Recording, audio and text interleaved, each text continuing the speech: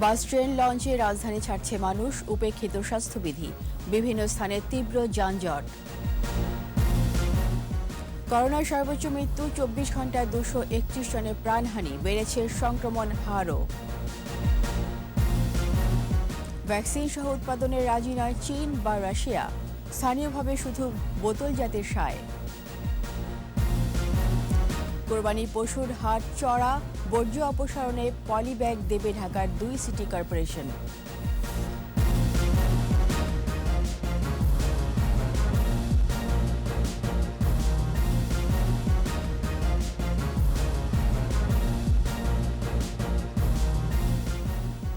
শুনছিলেন first security ইসলামী bank limited সংবাদ শিরোনাম। আমন্ত্রণ রাত 11টার 21 সংবাদে, সাথে আছি রীতা চৌধুরী। দর্শক, 21 টেলিভিশনের সংবাদ একই সাথে সরাসরি দেখতে পাবেন আমাদের ফেসবুক পেজ www.facebook.com/2124 অনলাইনে। ঈদ উপলক্ষে রাজধানী ছাড়ছে মানুষ, রেল, নৌ ও সড়ক পথে বেড়েছে ভিড়। গাদাগাদি করে লঞ্চে আছেন যাত্রীরা। স্বাস্থ্যবিধির বালাই নেই, তবে বাস ও ট্রেনে কিছুটা মানা হচ্ছে স্বাস্থ্যবিধি। এদিকে বিভিন্ন জায়গায় পশুর হাট ও রাস্তা সংস্কারের জন্য যাতায়াতে বিঘ্ন হচ্ছে, এমনটা জানান বাস মালিক ও শ্রমিকরা। মফিউর রহমানের রিপোর্ট। সদরঘাট লঞ্চ টার্মিনালে ঘরমুখো মানুষের উপচে পড়া ভিড়, তবে স্বাস্থ্যবিধিকে বুড়ো আঙুল দেখিয়ে খুঁজছেন লঞ্চ। আবার ঠেলাঠেলি করেই উঠছেন লঞ্চে, এখানেও উপেক্ষিত স্বাস্থ্যবিধি। ডেকের ওপর যে যেখানে পারছেন গাদাগাদি করে বসে পড়ছেন। ফ্যামিলি সব দেশে, আমি একলা ঈদ করবো, ঢাকা এটাতে হয় না।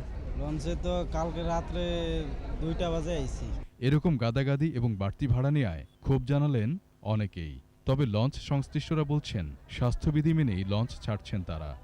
স্টাফ 20-30 জন আর যাত্রী শত শত, এদের সাথে তো আমরা শুধু বলতে পারবো, আর বাড়তি কিছু তো আর আমরা করতে পারবো। যাত্রীও নিচ্ছে 3 গুণ 4 গুণ বেশি, আবার ভাড়াও নিচ্ছে বেশি, এটা তো সরকারের নিয়ম মানতেছে না। এদিকে রাজধানীর সবগুলো বাস স্ট্যান্ড থেকে ছেড়ে যাচ্ছে বাস। কর্মীদের হাঁক ডাকে সরগরম টার্মিনাল এলাকা। রাস্তা সংস্কার ও বিভিন্ন জায়গায় হাটের কারণে উত্তরবঙ্গের বিভিন্ন জেলায় যাতায়াতে বেশি সময় লাগছে বলে জানিয়েছেন সংশ্লিষ্টরা। তবে বাসে অনেক ক্ষেত্রে মানা হচ্ছে না স্বাস্থ্যবিধি।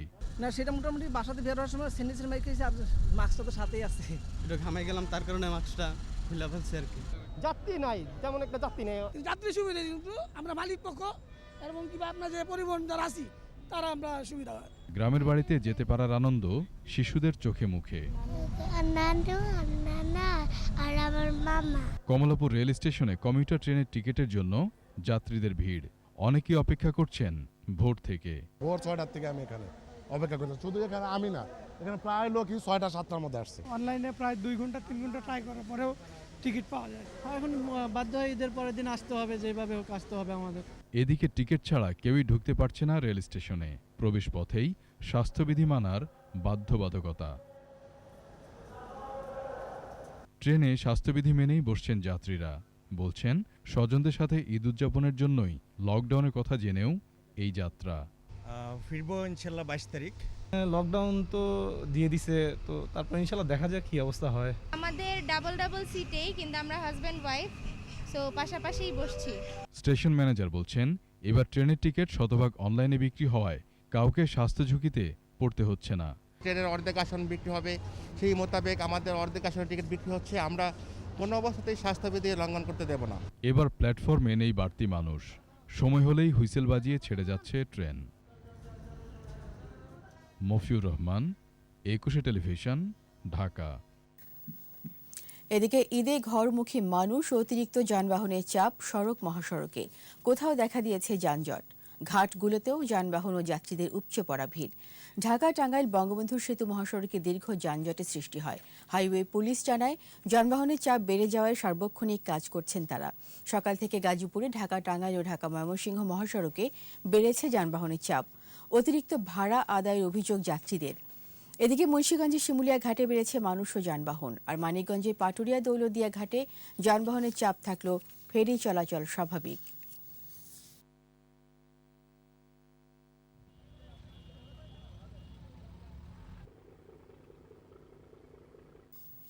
করোনায় সর্বোচ্চ মৃত্যুর খবর দিল স্বাস্থ্য অধিদপ্তর। গেল 24 ঘন্টায় মারা গেছেন 231 জন। এর মধ্যে ঢাকা বিভাগেই 73 জনের মৃত্যু হয়েছে। নতুন করে শনাক্ত 13,321 জন। এদিন সংক্রমণের হার 29.59 এবং মৃত্যুর হার 1.62%।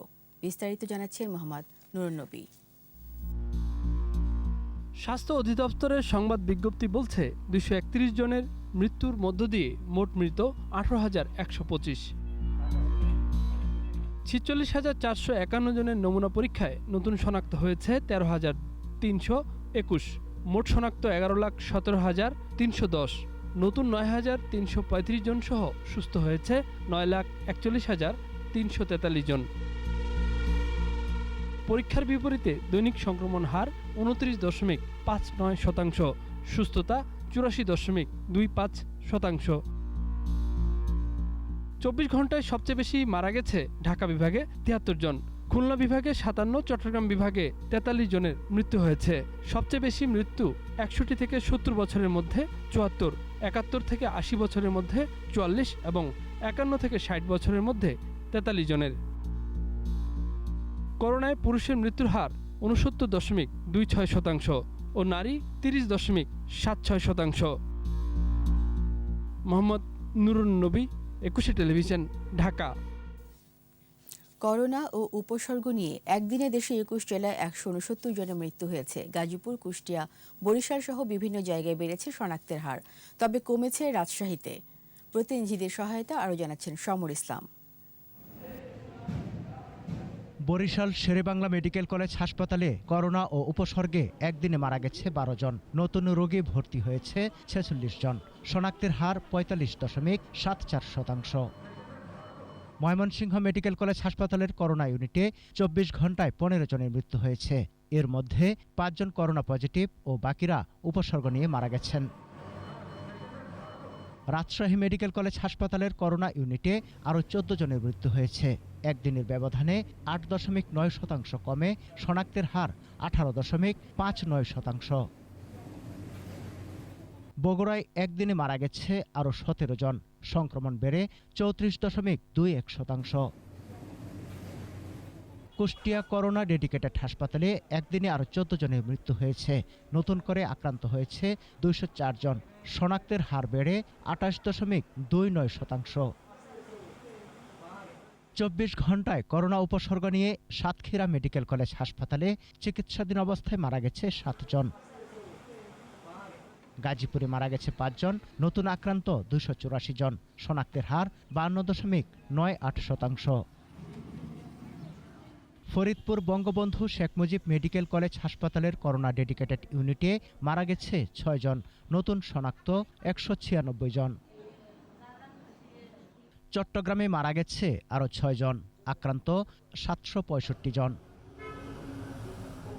সিলেটে করোনায় আরও 7 জনের মৃত্যু হয়েছে। শনাক্ত 281 জন। এছাড়া করোনা ও উপসর্গ নিয়ে 24 ঘন্টায় খুলনায় 12, কিশোরগঞ্জে 12, রংপুরে 11, যশোরে 11, চুয়াডাঙ্গায় 5, ঝিনাইদহে 3, ঠাকুরগাঁওয়ে 3, দিনাজপুরে 3, টাঙ্গাইলে 2, নরসিংদীতে 2 ও শেরপুরে 2 জনের মৃত্যু হয়েছে। সমর ইসলাম, 21 টেলিভিশন। প্রযুক্তি ভাগাভাগি করে করোনা ভ্যাকসিন সহ উৎপাদনে রাজি নয় চীন, রাশিয়া সহ কোনো দেশ। তবে উৎপাদিত ভ্যাকসিন বিপুল পরিমাণে এনে স্থানীয়ভাবে বোতলজাত সহ অন্যান্য কাজে আপত্তি নেই। উজবেকিস্তানের তাসখন্দে একটি আন্তর্জাতিক সম্মেলন শেষে দেশে ফিরে গণমাধ্যমকে এসব কথা জানিয়েছেন পররাষ্ট্রমন্ত্রী doctor A K Abdul Momen. Report আরও জানাচ্ছেন মোহাম্মদ নুরুন্নবী।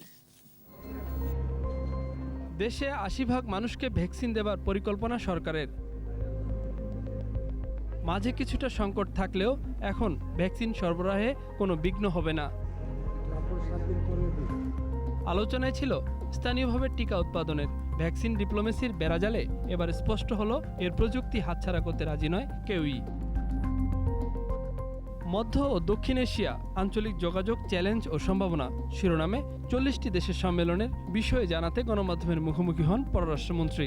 প্রস্তুত ভ্যাকসিন বড় আকারে নিয়ে স্থানীয়ভাবে রিফিল করতে রাশিয়ার স্পুটনিক 5-এর আলোচনা চূড়ান্ত পর্যায়ে। ফর্মুলা এমনি তারা পাবলিক করবে, তারা বলছে দে আর রেডি ফর কো প্রোডাকশন। চীনের প্রস্তাব হলো যে তারা বাল্কে পাঠাবে, আর পাঠানোর পরে এখানে বটলিং হবে, লেভেলিং হবে। রাশিয়ার কিন্তু প্রোডাকশন ক্যাপাসিটি অনেক কম। তারা প্রথম থেকে বলছিল যে আমরা বেশি তোমাদের দিতে পারবো না। কারণ AstraZeneca, Pfizer, Johnson and Johnson এসব ভ্যাকসিনের প্রযুক্তি শেয়ার না করলে চীন ও রাশিয়াও করবে না, এমন মূল্যায়ন পররাষ্ট্রমন্ত্রীর। যদি অ্যাস্ট্রাজেনেকা, যদি আপনার ফাইজার, যদি জনসন এরা ফর্মুলা শেয়ার না করে এরাও করবে না, এটা আমার পারসেপশন। বাল্ক তারা পাঠায় দিবে, আর দেওয়ার পরে এইখানে বটলিং অ্যান্ড ফিনিশিং। তারা বলতেছে যে অন্য কোম্পানি যদি তাদের টেকনোলজি অ্যালাউ না করে, তাহলে তারাও ওই দে উইল নট ডু ইট।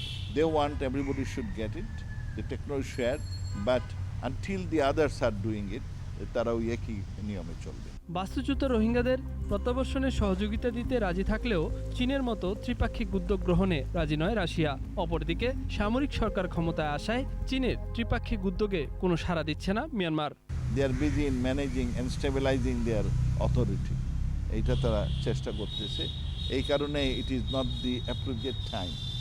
চীন করছে, কিন্তু ইদানিং মিলিটারি টেক ওভার হওয়ার পরে আপনার ওদের রেসপন্স পাচ্ছে না। চীন যেটা বলছে যে ওরা নিজের ঘর সামলাতে ব্যস্ত। আঞ্চলিক যোগাযোগে বাংলাদেশ সবার কাছে গুরুত্বপূর্ণ হয়ে উঠেছে, এটাই এই সফরের সফলতা, এমন মত পররাষ্ট্রমন্ত্রীর। রাশিয়া নেগোসিয়েশন খুব করে, either you take it or don't take it. Mohammad Nurun Nabi, 21 television, Dhaka. করোনার প্রতিরোধী টিকা নিয়েছেন বিএনপি চেয়ারপারসন খালেদা জিয়া।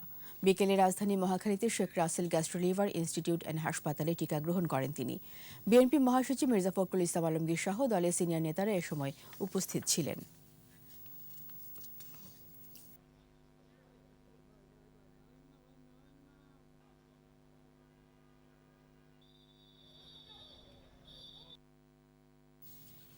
হাটে পশুর কমতি না থাকলেও বাড়তি দামে দিশেহারা ক্রেতারা।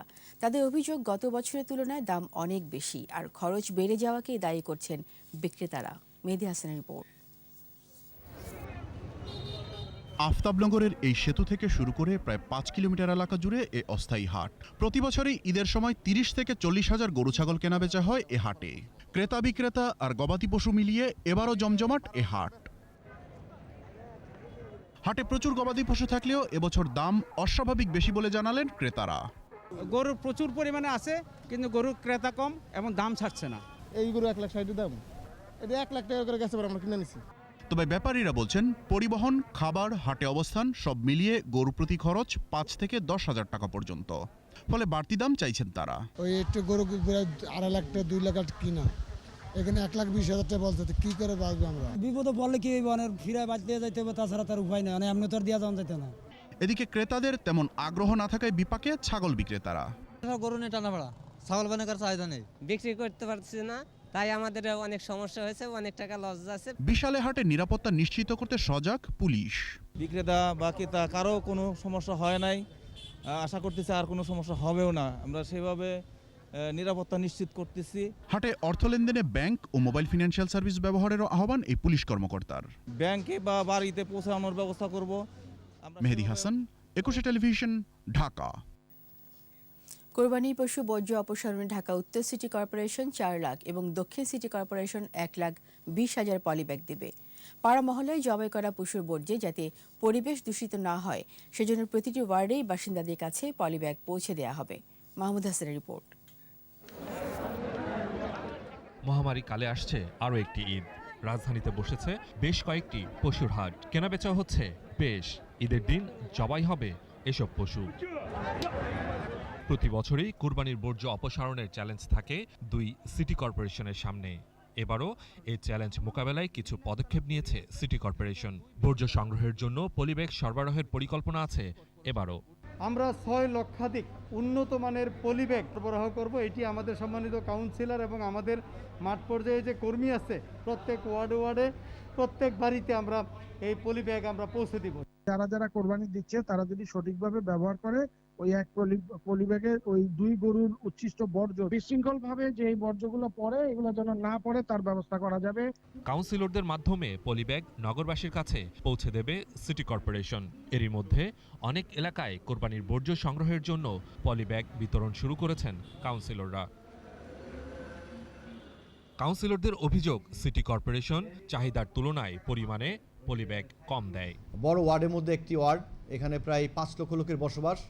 আমার 10,000 ব্যাগের কোনো কিছু হয়নি, আমার খুব বেগ পেতে হয়েছে। এবার আমি 50,000 ব্যাগের রিকোয়ারমেন্ট দিয়েছি।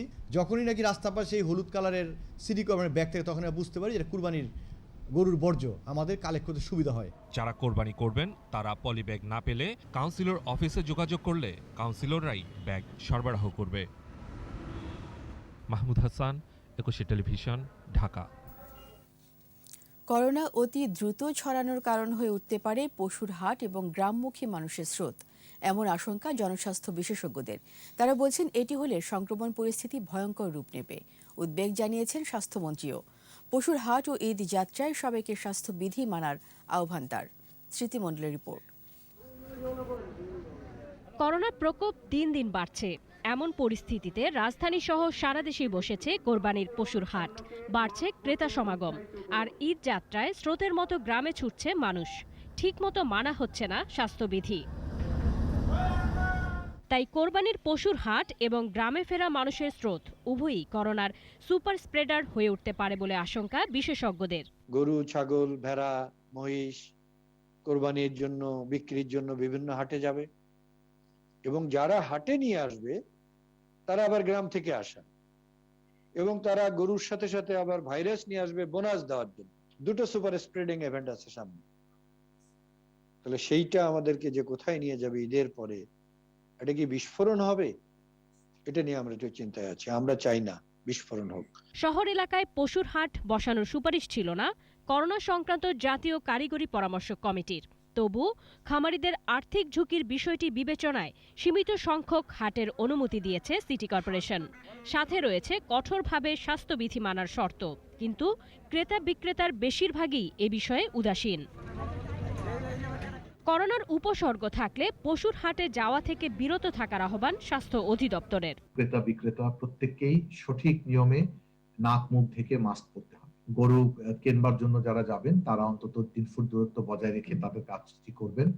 শিশু, বৃদ্ধ বা অসুস্থ ব্যক্তিরা যাদের কোমরবিডিটি আছে, তারা পশুর হাটে যাওয়া থেকে আমরা তাদেরকে নিরুৎসাহিত করতে চাই। স্বাস্থ্যবিধি মেনে হাট পরিচালনা এবং যার যার জায়গা থেকে ঈদ করার আহ্বান জানিয়েছেন স্বাস্থ্যমন্ত্রী জাহিদ মালেক। লোকের আসা যাওয়াটা কম হয়, যাতে নিয়ন্ত্রিত থাকে, এবং যার যার জায়গায় থেকে ঈদ করলে পরে সবচেয়ে ভালো, তাহলে সংক্রমণটা বৃদ্ধি পাবে না।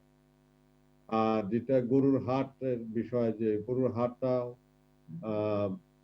যত সীমিত হয় ততই ভালো, এবং হলে পরে স্বাস্থ্যবিধি মেনে যাতে হাট হয়, আমাদের এটাই আহ্বান থাকবে। সংক্রমণ প্রতিরোধে স্বাস্থ্য মন্ত্রণালয় সর্বোচ্চ চেষ্টা চালাচ্ছে। রোগী যাতে না বাড়ে সেদিকে সবাইকেই নজর দিতে হবে বলে জানালেন স্বাস্থ্যমন্ত্রী। স্মৃতিমণ্ডল, একুশে টেলিভিশন, ঢাকা। নিচ্ছি সংবাদ বিরতি। যখন ফিরছি তখন অন্যান্য খবরের সঙ্গে আরও থাকবে। হজের মূল আনুষ্ঠানিকতা চলছে, খুতবায় করোনা থেকে মুক্তির প্রার্থনা। আবার আমন্ত্রণ রাত 11টার 21 সংবাদে। হজের মূল আনুষ্ঠানিকতা চলছে। অংশ নেয়াদের সুস্থ কামনা ও মহামারী করোনা থেকে বিশ্ববাসী মুক্তি প্রার্থনা করেই এবার খুতবা পড়া হয় হজে। করোনা পরিস্থিতিতে স্বাস্থ্যবিধি মেনে আরাফাত ময়দানে হাজির হন হজ পালনকারীরা। দুপুরে খুতবা পড়া শুরু করেন মসজিদুল হারামের ইমাম শায়েখ ডক্টর বান্দার বিন আব্দুল আজিজ। আর এবার বাংলায় খুতবা পড়েন মাওলানা আফম ওয়াহিদুর রহমান। সূর্যাস্ত পর্যন্ত আরাফাত ময়দানে আল্লাহর ইবাদতে মশগুল থাকেন মুসল্লিরা। এরপর মুজদালিফার উদ্দেশ্যে যাত্রা করেন তারা। করোনার কারণে এবছরও সৌদি আরবের বাইরের কেউই হজে অংশ নিতে পারেননি। কেবলমাত্র দেশটিতে বসবাসরত 60,000 মানুষ হজের অনুমতি পেয়েছেন।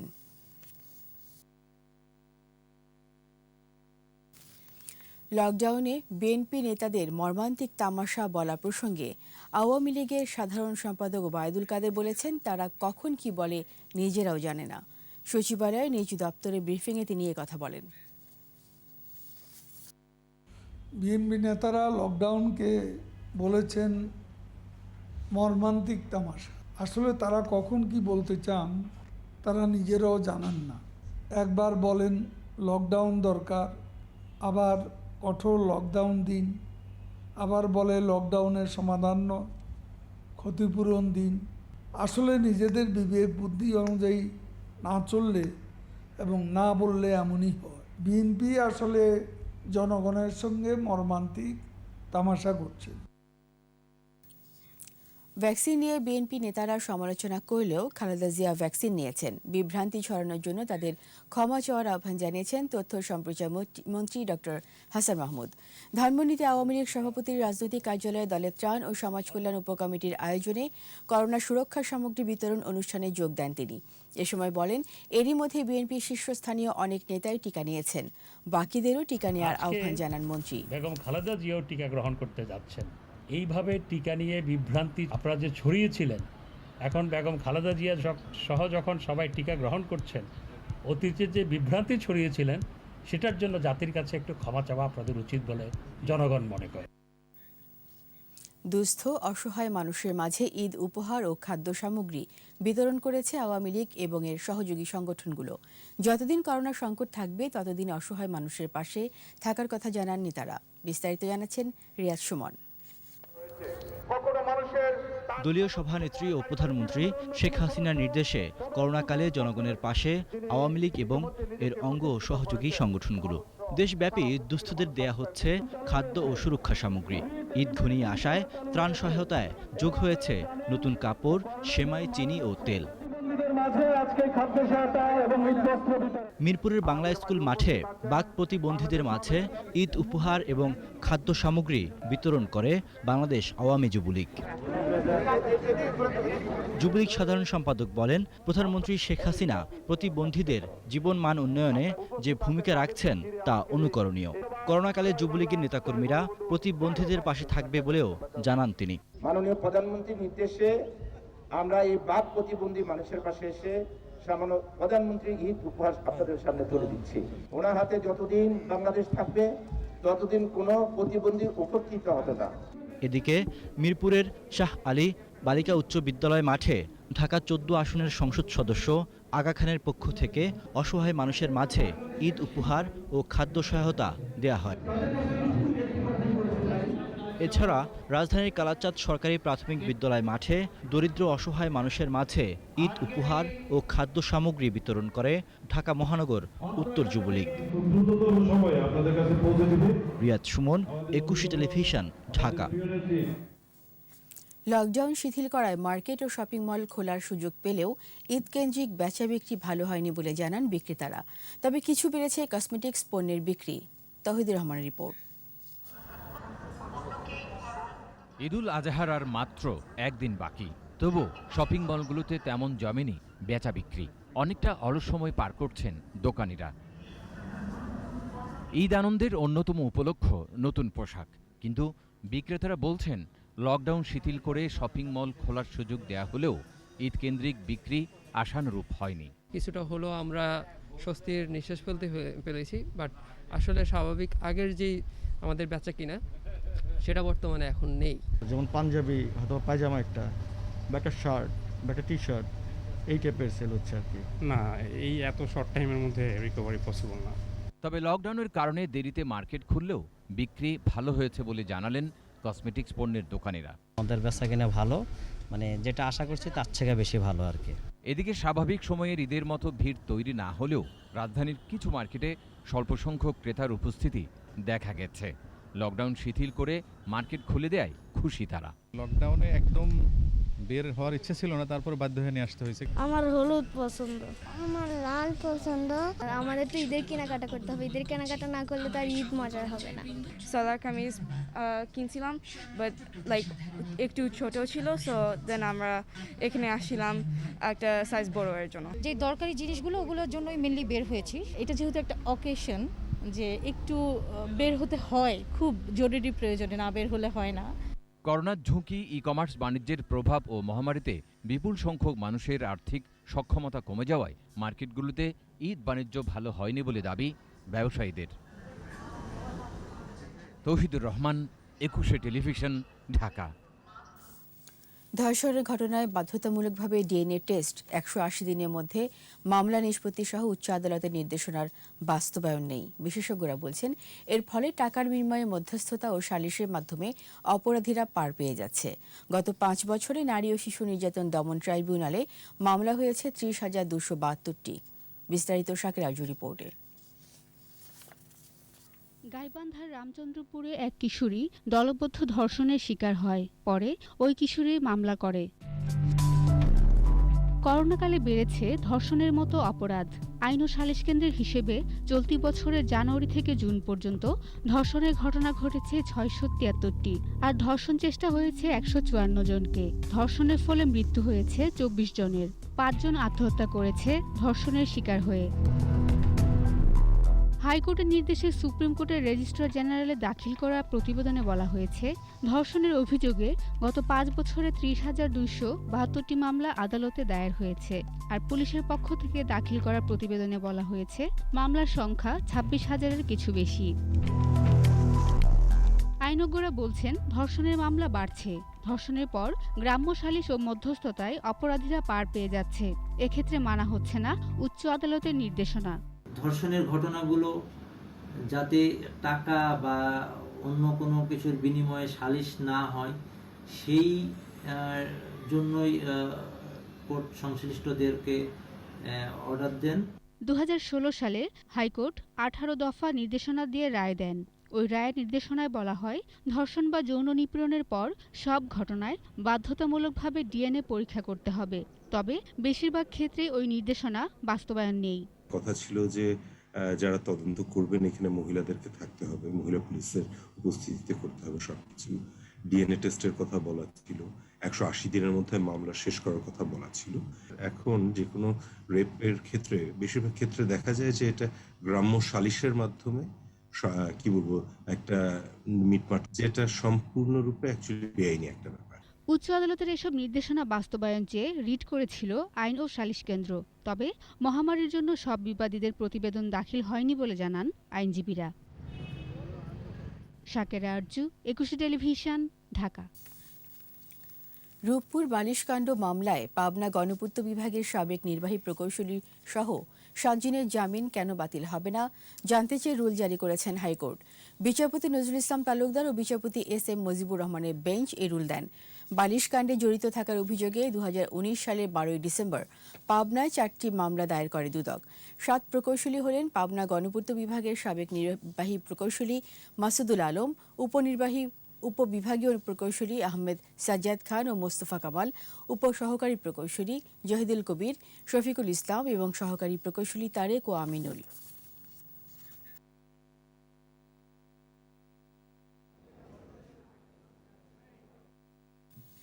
নিচ্ছে আবারও সংবাদ বিরতি। যখন ফিরছি তখন অন্যান্য খবরের সঙ্গে আরও থাকবে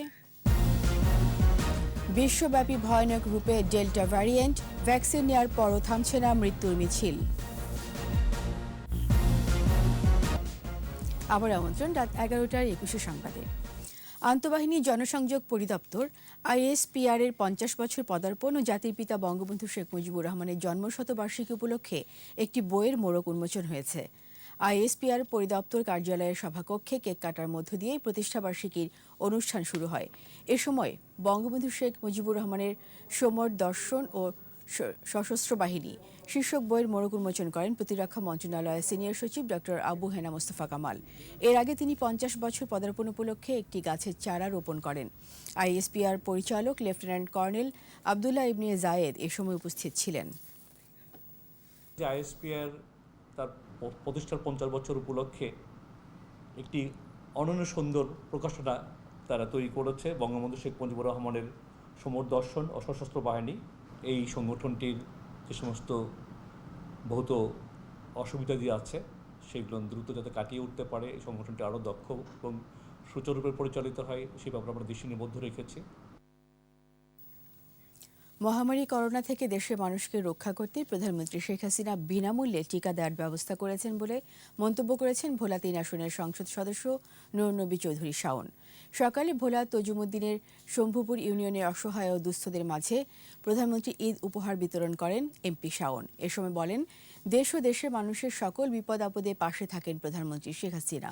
তাই বিশ্বের অনেক উন্নত দেশের আগেই বিনামূল্যে টিকার ব্যবস্থা করেছেন বঙ্গবন্ধু কন্যা। ঈদ উপহার বিতরণের সময় আরও উপস্থিত ছিলেন উপজেলা নির্বাহী কর্মকর্তা মরিয়ম বেগম, উপজেলা আওয়ামী লীগ সভাপতি ফখরুল আলম জাহাঙ্গীর।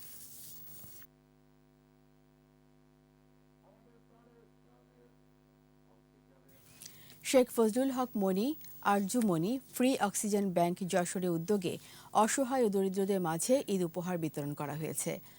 বাংলাদেশ আওয়ামী লীগের বন ও পরিবেশ বিষয়ক উপকমিটির সদস্য ঢাকা বিশ্ববিদ্যালয় ছাত্রলীগের সাবেক সাংগঠনিক সম্পাদক দেবাশিস রায় শহরের তৃতীয় লিঙ্গের মানুষদের মাঝে এই উপহার সামগ্রী বিতরণ করেন। এসব সামগ্রীর মধ্যে ছিল চাল, ডাল, তেল, আলু, লবণ ও সেমাই। এ সময় যশোর জেলা ছাত্রলীগের সাবেক যুগ্ম সাধারণ সম্পাদক দেবাশিস দাস দেবু ও শাহিন সহ অন্যান্যরা উপস্থিত ছিলেন।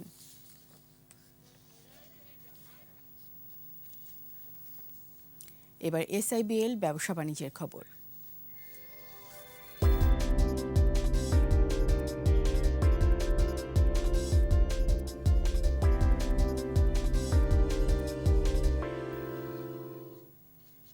কোরবানি ঈদ উপলক্ষে হিলি স্থলবন্দর দিয়ে বাংলাদেশ ভারতের মধ্যে টানা 6 দিন আমদানি রপ্তানি কার্যক্রম বন্ধ থাকবে। বন্দর কর্তৃপক্ষ জানায়, আজ থেকে বন্ধ রয়েছে সব ধরনের বাণিজ্যিক কার্যক্রম। 24 জুলাই শনিবার পর্যন্ত বন্ধের সিদ্ধান্ত নেওয়া হয়েছে। তবে সরকারি ঈদ ছুটির 3 দিন ছাড়া বন্দরের ভেতরের বাকি সব কার্যক্রম চলবে।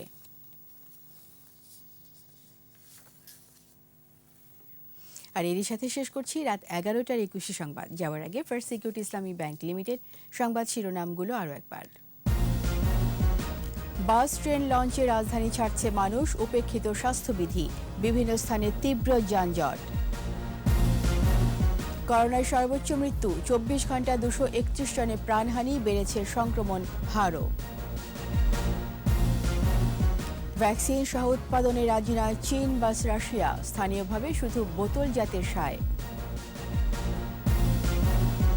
কোরবানি পশুর হাট চড়া, বর্জ্য অপসারণে পলি ব্যাগ দেবে ঢাকার 2 সিটি কর্পোরেশন।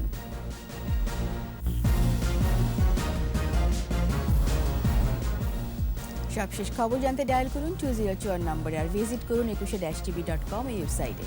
এছাড়া ফেসবুকে লগ ইন করতে পারেন facebook.com/2124 অনলাইনে। পরের সংবাদ রাত 1টায় দেখার আমন্ত্রণ রইল। স্বাস্থ্যবিধি মেনে চলুন, সুস্থ থাকুন। ধন্যবাদ।